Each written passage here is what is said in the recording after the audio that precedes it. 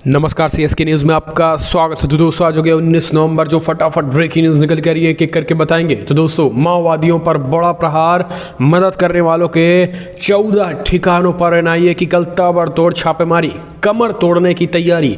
दूसरी बड़ी अपडेट निकल के आ रही है, कश्मीर में ऑल आउट, जम्मू कश्मीर में सेना एक्शन में, महबूबा मुफ्ती अनिश्चितकालीन के लिए नजरबंद। इस बीच 2 सालों के अंदर आतंकियों का पूर्ण सफाया, एलजी का ऐलान। तीसरी बड़ी अपडेट में बताएंगे, प्रधानमंत्री आवास में डिनर, सुबह तक चलेगी मीटिंग, पीएम मोदी करेंगे पुतिन की मेजबानी। 6 दिसंबर को भारत दौरे पे पुतिन। तीसरी बड़ी अपडेट में आपको बताएंगे, पूर्वी लद्दाख में तनाव वाले इलाकों पे जल्द समाधान निकालने पर बनी सहमति। भारत चीन वार्ता की अहम बातें, बड़ी खबर निकल के आ रही है दोस्तों, बैठक सकारात्मक दिशा में बढ़ रही है। तो एक एक करके बताएंगे, पाकिस्तान में छीनी जा रही अल्पसंख्यकों की धार्मिक आज़ादी, अमेरिका ने सुनाई खरी खरी टैग, छीन सकता है पाकिस्तान से, छीन सकता है कई बड़ा टैग, वो हम आपको बताएंगे। इस बीच इजराइल ने भारत के साथ किया बड़ा ऐलान, बोले उम्मीद है भारत हम जल्द आएंगे, भारतीय इजराइल मिले तो बहुत कुछ कर सकते हैं एक साथ। तो दोस्तों एक एक करके बताएंगे, भारतीय फौजियों ने लिखी थी रिजांग ला की स्वर्गाथा, गोला बारूद खत्म हुआ तो चीनी सैनिकों को बूट से मारा था, कई बड़े खुलासे हो रहे हैं। तो एक एक करके बताएंगे, अरुणाचल में आईएएफ इंडियन एयरफोर्स से हेलीकॉप्टर क्रैश, 2 पायलट और क्रू थे सवार, हालांकि अभी सब सुरक्षित। तो दोस्तों एक एक करके आपको विस्तार से बताएंगे, लेकिन उससे पहले एक छोटा सा निवेदन, अगर आपने चैनल को सब्सक्राइब नहीं किया तो पल पल के अपडेट के लिए चैनल को सब्सक्राइब करें। और अगर आप भी मानते हैं कि प्रधानमंत्री नरेंद्र मोदी के नेतृत्व में चीन पाकिस्तान दोनों को मुंहतोड़ और करारा जवाब मिलेगा, तो इस वीडियो को लाइक करके अपना समर्थन दर्ज करें। दोस्तों दरअसल पहली बड़ी अपडेट निकल के आ रही है, माओवादियों पर कड़ा प्रहार, मदद करने वालों के 14 ठिकानों पर एनआईए की ताबड़तोड़ छापेमारी। राष्ट्रीय जांच एजेंसी एनआईए ने गुरुवार को प्रतिबंधित संगठन सीपीआई माओवादियों को समर्थन देने और उनकी मदद करने के आरोप में कई जगहों पर छापेमारी की गई है। एनआईए ने इस संबंध में हैदराबाद में 14 ठिकानों और आंध्र प्रदेश के प्रकाशम और विशाखापत्तनम जिले में भी रेड मारी है। ये छापेमारी महाराष्ट्र के गढ़चिरौली में हाल ही में नक्सली हमलों के बाद, एनकाउंटर के बाद की गई है। आंध्र प्रदेश पुलिस ने एक बार फिर के मुताबिक एनआईए के पास गढ़चिरौली में हुई मुठभेड़ के बाद ही पुख्ता जानकारी थी कि इस एनकाउंटर में 27 माओवादी को मार गिराया गया था।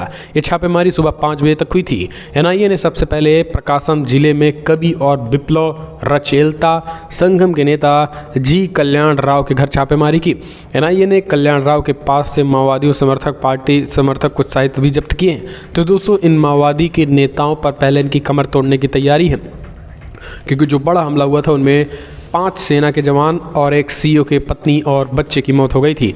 अगली अपडेट, जम्मू कश्मीर में भी बड़े सफाई की तैयारी में है सेना, कड़े प्रहार की तैयारी, ऑल आउट ऑपरेशन चलने जा रहा है। महबूबा मुफ्ती को अनिश्चितकालीन यानी अगले आदेश तक हाउस अरेस्ट यानी नज़रबंद किया गया है। दोस्तों जम्मू कश्मीर में सेना बड़े ऑपरेशन की तैयारी करने निकल पड़ी है और अगले 15 से 1 महीने के अंदर कई ताबड़तोड़ बड़े खूंखार आतंकियों को सफाया किया जा सकता है। ऐसे में दिसंबर में एक तरीके से हम कह सकते हैं कि 35,000 करोड़ के निवेश से पहले उस तरीके का माहौल जम्मू कश्मीर में बनाने की तैयारी चल रही है। इसको देखते हुए पीडीपी प्रमुख महबूबा मुफ्ती को अगले आदेश तक के लिए घर में नज़रबंद कर दिया गया है। घाटी में शांति रहे, इसलिए इस तरीके के जिहादी तत्वों को कुचलने की भी तैयारी की जा रही है। गृहमंत्री अमित शाह ने दिल्ली में हाई लेवल मीटिंग बुलाई थी, जिसके बाद से जम्मू कश्मीर में दूसरे ही दिन से ताबड़तोड़ सफाई अभियान शुरू हो गया है। 1 घंटे के अंदर 5 टीआरएफ के आतंकियों को ढेर कर दिया गया है। हालांकि दोस्तों आपको बता दें, एक जगह हुए एनकाउंटर में अब मजिस्ट्रियल जांच के आदेश दे दिए गए हैं। जम्मू कश्मीर में एलजी ने हैदरपोरा में जो एनकाउंटर हुआ था, जो महबूबा मुफ्ती समेत तमाम विपक्षियों ने सवाल खड़े किए थे, उस पर उपराज्यपाल मनोज सिन्हा ने मजिस्ट्रियल जांच के आदेश दे दिए हैं। अगली अपडेट तो बड़ी खबर निकल के आ रही है, 6 दिसंबर को पुतिन प्रधानमंत्री नरेंद्र मोदी के बीच 1-to-1 होगी मीटिंग, कई मुद्दों पर रहेगा फोकस। प्रधानमंत्री आवास पर डिनर, सुबह तक चलेगी बैठक, पीएम मोदी 6 दिसंबर को करेंगे पुतिन की मेज़बानी। दोस्तों आपको बता दें, प्रधानमंत्री नरेंद्र मोदी 6 दिसंबर को दिल्ली लोक कल्याण मार्ग स्थित अपने सरकारी आवास पे आएंगे। इस बीच आपको बता दें, बड़ी खबर निकल के आ रही है, जहां पे सड़क मार्ग स्थित लोक कल्याण मार्ग स्थित अपने सरकारी आवास पर रूसी राष्ट्रपति व्लादिमीर पुतिन की मेज़बानी मेजबानी करेंगे। डिनर के बाद दोनों नेताओं के बीच द्विपक्षीय बैठक भी होगी। इनमें क्षेत्रीय और वैश्विक स्तर पर रणनीतिक स्थिरता को प्रभावित करने वाली नई चुनौतियों से निपटने पर भी चर्चा होगी। मोदी के साथ बैठक में राष्ट्रपति पुतिन विस्तृत औपचारिक दिनचर्या से गुजरे बिना प्रधानमंत्री आवास पर अफगानिस्तान, इंडो पैसिफिक रणनीतिक स्थिरता, जलवायु परिवर्तन, पूर्व में आतंकवाद पर पीएम मोदी चर्चा पर ध्यान केंद्रित करेंगे। तो दोस्तों, ये रशिया के रशिया राष्ट्रपति का आना चाइना और पाकिस्तान के मुंह पर करारा तमाचा। अगली अपडेट लेते हैं। पूर्वी लद्दाख में तनाव वाले इलाके भी जल्द समाधान निकालने पर बनी सहमति। दोस्तों, बड़ी खबर निकल के आ रही है। पहली बार, जी हाँ, पिछले 5-6 महीने में पहली बार सकारात्मक बैठक दिखी है। चाइना ने भारत की मांगें मान ली है। दोस्तों, रशिया के राष्ट्रपति व्लादिमीर पुतिन आने वाले हैं। इससे पहले चाइना चाहता है कि भारत के साथ रिश्ते सुधारे और भारत भी चाहता है कि चाइना के साथ रिश्ते सुधारे। वास्तविक नियंत्रण रेखा पर जारी तनाव के बीच गुरुवार को भारतीय चीन सीमा मामलों पर परामर्श और समन्वय के राजनयिक बातचीत की गई है। आपको बता दें, इस बीच बड़ी खबर निकल के आ रही है, जहां पे जल्द से जल्द आयोजित करने वाली भी सहमति बन गई है। हालांकि इसको लेकर कोई तारीख तय नहीं की गई है। वहीं चर्चा के दौरान दोनों पक्षों ने किसी तरीके की अप्रिय घटना को अंजाम नहीं देने का वायदा किया है। विदेश मंत्रालय ने पूर्वी लद्दाख पर भारत चीन राजनयिक चर्चा के बारे में कहा है कि दोनों पक्षों ने पश्चिमी सेक्टर में वास्तविक नियंत्रण रेखा पर हालात पर विस्तृत और स्पष्ट तरीके से बातचीत की गई है। पूर्वी लद्दाख में वास्तविक नियंत्रण रेखा पर लंबित मुद्दों के जल्द से जल्द समाधान की जरूरत पर दोनों पक्षों में सहमति जताई है। इस बीच आपको बता दें, बड़ी खबर अगली लेते हैं। पाकिस्तान में छीनी जा रही अल्पसंख्यकों की धार्मिक आज़ादी। जी हाँ, अमेरिका ने सुनाई खरी खरी, चीन को भी लपेटा। धार्मिक आज़ादी के उल्लंघन के विशेष चिंता वाले देश की लिस्ट में एक बार फिर से पाकिस्तान का नाम आ गया है। दरअसल अमेरिकी विदेश मंत्री एंटनी ब्लिंकन ने इस बात की जानकारी दी है। पाकिस्तान के साथ ही तालिबान को लेकर भी विशेष चिंता जताई है। इससे पहले ट्रंप प्रशासन ने भी पहले दिसंबर 2018 में पाकिस्तान को इस लिस्ट में रखा था। 2020 में भी इसमें बरकरार था। अब बाइडेन प्रशासन ने भी पाकिस्तान को इस लिस्ट में रखा है। यानी इसमें अल्पसंख्यकों यानी धार्मिक स्वतंत्रता का गंभीर उल्लंघन का मामला है। यानी आप इसका मतलब यह है कि हिंदुओं हों, सिख हों या फिर जितने भी अल्पसंख्यक पाकिस्तान में हैं, उन पर कुठाराघात, उन पर करारा हमला इमरान खान कर रहा है। ये अमेरिका की इस रिपोर्ट में खुलासा हुआ है। तो ऐसे में अब आप समझ सकते हैं कि पाकिस्तान में अल्पसंख्यक जो है हिंदू इतने कम क्यों हो गए हैं। अगली अपडेट लेते हैं। तो दोस्तों, भारतीय फौजियों ने लिखी थी रेजोंग ला की स्वर्गाथा। गोला बारूद खत्म हुआ तो चीनी सैनिकों को जूतों से मारा था, बूटों से। जी हाँ दोस्तों, बड़ा खुलासा हुआ है। बरसों पहले चीनी द्वारा भारत पर किए गए आक्रमण से अपनी सरहदों की रक्षा करते हुए हमारे बहादुर जवानों ने शहादत दी थी। चीनी सेना 18 नवंबर 1962 को लेह लद्दाख के दुर्लभ बर्फीली पहाड़ियों पर चढ़ाई थी। तब भारतीय सेना को रेजांग कंपनी के बारे में जाने वाली चार्ली कंपनी के हिरवाल जवानों ने डटकर मुकाबला किया था, जिसका कई पूर्व सैनिकों ने खुलासा किया और कहा था कि जब भारतीय सेनाओं के पास गोला बारूद खत्म हो गया, फिर भी चीनी सैनिकों से हम लड़ते रहे और उनको अपने बूटों से भी मारते रहे। अगली अपडेट, अरुणाचल प्रदेश में Indian air force helicopter crash, 2 pilot और क्रू थे सवार, सभी सुरक्षित। दरअसल आपको बता दें, अरुणाचल प्रदेश से एक बड़ी खबर निकल के आई, जहां पे भारतीय सेना का हेलीकॉप्टर MI-17 क्रैश हो गया और यह हादसा पूर्वी अरुणाचल प्रदेश में हुआ। हेलीकॉप्टर में 2 पायलट और 3 क्रू सदस्य और सुरक्षित सभी रहे। इंडिया टुडे की खबर के मुताबिक जिस वक्त यह हादसा हुआ है, उस समय हेलीकॉप्टर इलाके की गश्ती कर रहा था। हादसों की वजह क्या थी, ये जानने के लिए जांच के लिए आदेश दे दिए गए हैं। आपको बता दें कि बीते महीने ही मध्य प्रदेश के भिंड में एयरफोर्स का मिराज विमान दुर्घटनाग्रस्त हो गया था। विमान के क्रैश होने से पहले ही चीफ पायलट अभिलाष पैरासूट से सुरक्षित बाहर निकल आए थे। सितंबर माह में ही जम्मू कश्मीर के उधमपुर जिले में पटनी टॉप के पास भी आर्मी हेलीकॉप्टर क्रैश हुआ था और इसमें 2 पायलटों की मौत हो गई थी। अगली अपडेट, तो दोस्तों बड़ी खबर निकल के आ रही है। चीन को F-16 से जवाब देगा ताइवान। बेड़े में शामिल किए एडवांस वर्जन वाले लड़ाकू विमान। दोस्तों, ताइवान और चीन के बीच गर्माते माहौल के बीच ताइवान के राष्ट्रपति साई इन-वेन ने अमेरिका के साथ सैन्य सहयोग की सराहना की है। साई ने उन्नत F-16 लड़ाकू विमानों को पहले कॉम्बैक्ट विंग को बेड़े में शामिल कर लिया। चीन ने लगातार ताइवान की वायु सीमा में लड़ाकू विमान भेजे हैं। अक्टूबर महीने में चीन ने करीब 200 लड़ाकू विमान भेजे थे। साई ने अपने सबसे उन्नत F-16 और F-16V के पहले स्क्वाड्रन का अनावरण कर दिया है। यानी चाइना से निपटने के लिए जो है वो ताइवान पूरी तरीके से तैयार है और किसी भी कीमत पे चाइना को मुंहतोड़ और करारा जवाब देने की भी तैयारी चल रही है। अगली अपडेट, पीएम मोदी वायुसेना समेत 3 बलों को सौंपेंगे देश में तैयार उपकरण। HAL द्वारा तैयार लाइट कॉम्बैक्ट हेलीकॉप्टर की खासियत समझिए। दोस्तों, प्रधानमंत्री नरेंद्र मोदी रक्षा आत्मनिर्भर भारत को बढ़ावा देने के लिए आज यानी 19 नवंबर को झांसी में स्वदेशी रूप से डिजाइन और विकसित किए गए उपकरणों का सशस्त्र बलों को तीनों सेना प्रमुखों को सौंपेंगे। दरअसल प्रधानमंत्री मोदी PMO की ओर से जारी एक बयान में कहा गया है कि वो एक कार्यक्रम में हिंदुस्तान एरोनॉटिक्स लिमिटेड HAL की ओर से डिज़ाइन और विकसित लाइट कॉम्बैक्ट हेलीकॉप्टर को वायुसेना प्रमुख को सौंपेंगे। इसके अलावा भारतीय स्टार्टअप द्वारा डिजाइन और विकसित किए गए ड्रोन और UAV को थल सेना अध्यक्ष और DRDO द्वारा डिजाइन किए गए और भारत इलेक्ट्रॉनिक्स लिमिटेड BEL द्वारा नौसेना के जहाज़ों के लिए निर्मित उन्नत इलेक्ट्रॉनिक वॉरफेयर सूट को नौसेना अध्यक्ष को सौंपेंगे। PMO ने बताया है कि LCH में प्रभावी लड़ाकू विमानों के लिए उन्नत तकनीकी और रणनीतिक सुविधाओं को शामिल किया गया है। हम चलते हैं एक और अपडेट लेते हैं। दोस्तों, बड़ी खबर निकल के आ रही है जहां पे प्रधानमंत्री नरेंद्र मोदी 100 देशों को भेजी कोरोना वैक्सीन की 65 मिलियन डोज। भारतीय फार्मा क्षेत्र की दुनिया में बजा डंका। दोस्तों, प्रधानमंत्री मोदी गुरुवार को फार्मा क्षेत्र के पहले वैश्विक नवाचार शिखर सम्मेलन का उद्घाटन किया। इस दौरान प्रधानमंत्री नरेंद्र मोदी ने कहा है कि हमने इस साल लगभग 100 देशों में कोविड वैक्सीन के लगभग 65 मिलियन से ज़्यादा डोज निर्यात की है। आने वाले दिनों में हम जैसे जैसे अपनी वैक्सीन उत्पादन क्षमता को बढ़ाएंगे, इस संदर्भ में हम और भी बहुत कुछ करेंगे। प्रधानमंत्री ने कहा है कि भारतीय स्वास्थ्य सेवा क्षेत्र द्वारा अर्जित वैश्विक विश्वास के कारण भारत को दुनिया की फार्मेसी कहा जाने लगा है। इस तरीके से प्रधानमंत्री नरेंद्र मोदी ने ये बड़ी बातें कही हैं। हम चलते हैं अगले अपडेट। पाकिस्तान की संसद ने इलेक्ट्रॉनिक वोटिंग मशीन की अनुमति देने वाले विधेयक पारित किया, यानी EVM से होगा पाकिस्तान में चुनाव। पाकिस्तान की संसद ने बुधवार को मतदान के लिए इलेक्ट्रॉनिक वोटिंग मशीन के इस्तेमाल की अनुमति देने का एक विधेयक पारित कर दिया है।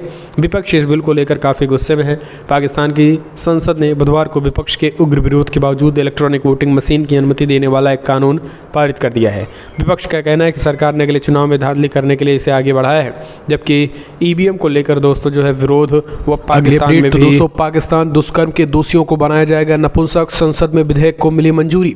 पाकिस्तान में बढ़ रहे दुष्कर्म की घटनाओं को रोकने के लिए संसद में कड़ा कानून बनाया गया है। गुरुवार को इसे लेकर एक विधेयक पास हो गया है। इसके तहत 1 से अधिक यौन उत्पीड़न के दोषियों को दवा देकर नपुंसक बनाया जाएगा। देश में महिलाओं और बच्चियों के साथ दुष्कर्म की घटनाओं में बढ़ोतरी को लेकर लोगों में आक्रोश था, जिसे देखते हुए ये कानून बनाया गया है। इमरान खान की कैबिनेट में अध्यादेश को मंजूरी और राष्ट्रपति आरिफ अलवी द्वारा इस पर मुहर लगाने के लगभग 1 साल बाद संसद में यह विधेयक पारित हो गया है। आपराधिक कानून संशोधन विधेयक 2021 विधेयक को बुधवार को संसद के संयुक्त सत्र में 33 अन्य विधेयकों के साथ पारित कर दिया गया है। डॉन अखबार के मुताबिक इस कानून के तहत पाकिस्तान दंड संहिता 1860 और दंड प्रक्रिया संहिता 1989 में संशोधन किया गया है। विधेयक में कहा गया है कि रासायनिक तौर पर नपुंसक बनाना एक ऐसी प्रतिक्रिया है जिसे प्रधानमंत्री द्वारा बनाए गए नियमों द्वारा विधिवत अधिसूचित किया गया है।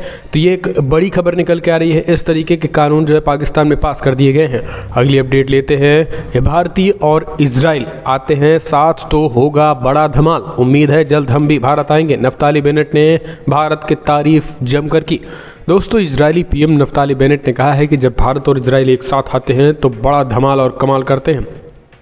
उनने जल्द ही भारत दौरे पर आने की उम्मीद जताई है। नफ्ताली ने कहा है कि हम कुछ दिनों पहले मैंने अपने दोस्त प्रधानमंत्री मोदी से मिला और हमने कई चीज़ों पर चर्चा की है। हम इजराइल भारत संबंधों को अगले स्तर पर कैसे ले जा सकते हैं। हम तकनीकी के क्षेत्र में सहयोग कर अपनी खास पार्टनरशिप को इनोवेशन के पावर हाउस में बदल सकते हैं। बेंगलुरु टेक समिट के अपने वीडियोस मैसेज में उन्होंने कहा है कि टेक्नोलॉजी में न सिर्फ जीवन में मदद करने की क्षमता है बल्कि जीवन बचाने की भी क्षमता है। अगर दोनों देश मिलकर काम करें तो दिमाग लगाएं तो अनंत अवसर भी है। हम चलते हैं अगली अपडेट लेते हैं। पाकिस्तान TLP मुखिया साद रिजवी जेल से रिहा, सरकार से गुप्त समझौते के बाद हुई रिहाई। दोस्तों, तहरीक लब्बैक पाकिस्तान के मुखिया साद रिजवी को जेल से रिहा कर दिया गया है। TLP प्रमुख साद रिजवी अपनी रिहाई के बाद रहमतुल लील अलामीन मस्जिद पहुंचे। पिछले महीने सरकार और TLP के बीच हुए गुप्त समझौते के बाद यह फैसला ले लिया गया है। रिजवी की रिहाई के लिए TLP ने सड़कों पर हिंसक प्रदर्शन भी किया। उनकी नज़रबंदी के लिए सुप्रीम कोर्ट के संघीय समीक्षा बोर्ड में दायर एक अर्जी के वापस लेने के बाद उन्हें रिहा कर दिया गया। TLP प्रमुख को 12 अप्रैल को हिरासत में ले लिया गया था, जिनमें 3 दिन पहले संघीय सरकार ने टीएलपी को आतंकवाद विरोधी कानून के तहत एक प्रतिबंधित संगठन घोषित कर दिया। इसके खिलाफ व्यापक कार्रवाई भी शुरू की गई थी। हम चलते हैं एक और अपडेट लेते हैं। दोस्तों, बड़ी खबर निकल के आ रही है, जहां पे गलत हाथों में न चली जाए, बर्बाद हो सकते हैं युवा। क्रिप्टो करेंसी पर चिंता जताते हुए बोले प्रधानमंत्री मोदी। पिछले कुछ दिनों के दौरान क्रिप्टो करेंसी को लेकर चर्चाएं तेज हैं। प्रधानमंत्री मोदी ने सिडनी डायलॉग में बोलते वक्त इसको लेकर अपनी चिंता व्यक्त की है। उन्होंने कहा है कि ये गलत हाथों में नहीं जाना चाहिए। इसके साथ ही उन्होंने डिजिटल युग के महत्व को बताते हुए कहा है कि आज के समय में टेक्नोलॉजी और डाटा ही सबसे बड़ा हथियार है। आपको बता दें, पीएम मोदी कुछ दिन पहले ही क्रिप्टो करेंसी पर एक उच्च स्तरीय बैठक भी की थी। प्रधानमंत्री ने कहा है कि सभी लोकतांत्रिक देशों को इस पर मिलकर काम करना होगा। साथ ही हमें ये भी कोशिश करनी चाहिए कि हम गलत हाथों में न जाएं। ऐसा होना हमारे युवाओं को बर्बाद कर सकता है। उन्होंने कहा है कि समुद्र से लेकर साइबर तक नए खतरे उभरे हैं। वैश्विक प्रतिस्पर्धा में टेक्नोलॉजी एक बड़ी भूमिका निभा रहा है। हम चलते हैं, अगले अपडेट लेते हैं। बॉम्बे हाईकोर्ट, समीर वानखेड़े के पिता की अर्जी पर 22 नवंबर को आएगा फैसला। नवाब मलिक के खिलाफ दायर की गई याचिका। दोस्तों, बॉम्बे हाईकोर्ट ने गुरुवार को कहा है कि वो एनसीबी के जोनल निर्देशक समीर वानखेड़े के पिता ज्ञानदेव वानखेड़े की महाराष्ट्र सरकार में मंत्री नवाब मलिक के खिलाफ याचिका पर 22 नवंबर को फैसला सुनाएगी। इस याचिका में मलिक के खिलाफ अंतरिम राहत की मांग किए जाने के साथ मलिक को सोशल मीडिया पर समीर वानखेड़े और उनके परिवार के खिलाफ कोई मानहानि वाली पोस्ट करने से रोकने के लिए एक निषेधाज्ञा की मांग की गई है। न्यायाधीश माधव जामदार की एकल पीठ ने मलिक और ज्ञानदेव की ओर से एनसीबी अधिकारी के जाति प्रमाण पत्र को लेकर चल रहे विवाद से संबंधित अतिरिक्त दस्तावेज के रिकॉर्ड भी लिए। अन्य वस्तुओं के अलावा अदालत ने मलिक की ओर से प्रस्तुत एक स्कूल प्रवेश फॉर्म और स्कूल छोड़ने का प्रमाण पत्र रिकॉर्ड में लिया है। नवाब मलिक का दावा है कि ये दस्तावेज समीर वानखेड़े के हैं और प्रदर्शित करते हैं कि वानखेड़े मुस्लिम पैदा हुए थे। इस तरीके की बातें निकल के आ रही हैं। अगले अपडेट, ओवैसी का ऐलान, महाराष्ट्र में मुसलमानों को दिलाएंगे आरक्षण, पूरे प्रदेश में करेंगे आंदोलन। दोस्तों, ऑल इंडिया मजलिस इत्तेहादुल मुस्लिमीन के प्रमुख असद ओवैसी ने गुरुवार को कहा है कि महाराष्ट्र में मुसलमानों के आरक्षण की मांग को साथ पूरे राज्य में आंदोलन करेगी। और ये बात औरंगाबाद में महाराष्ट्र में मुसलमानों की मौजूदा स्थिति विषय पर आयोजित एक कार्यक्रम में शामिल होने के बाद कही है। यानी एक तरीके से अब इनका जो है नया रणनीतिक चलेगा। हम चलते हैं अगले अपडेट। दोस्तों, बड़ी खबर निकल के आ रही है, गांजा सप्लाई मामले में अमेजॉन पर होगी कार्रवाई। भोपाल, मध्य प्रदेश के गृह मंत्री नरोत्तम मिश्र ने कहा, बीरदास का मध्य प्रदेश में कार्यक्रम नहीं करने देगी सरकार। दोस्तों, मध्य प्रदेश के गृह मंत्री नरोत्तम मिश्र ने कहा है कि भिंड में अमेजॉन के जरिए गांजा सप्लाई मामले में जांच जारी है। अमेजॉन के अधिकारी सहयोग नहीं कर रहे हैं। उनसे निवेदन है कि सहयोग करें, वरना उन्हें भी हम पकड़ कर लाएंगे और उनके खिलाफ भी कार्रवाई होगी। पिछले दिनों भिंड पुलिस ने कड़ी पत्ते की आड़ में अमेजॉन गांजे की तस्करी का भंडाफोड़ किया था। पुलिस ने 20 किलो गांजा सहित अमेजॉन की पैकिंग के डिब्बे, रैपर, बारकोड, टैगिंग आदि सामान भी जब्त किए। यह तस्करी विशाखापत्तनम से हुई।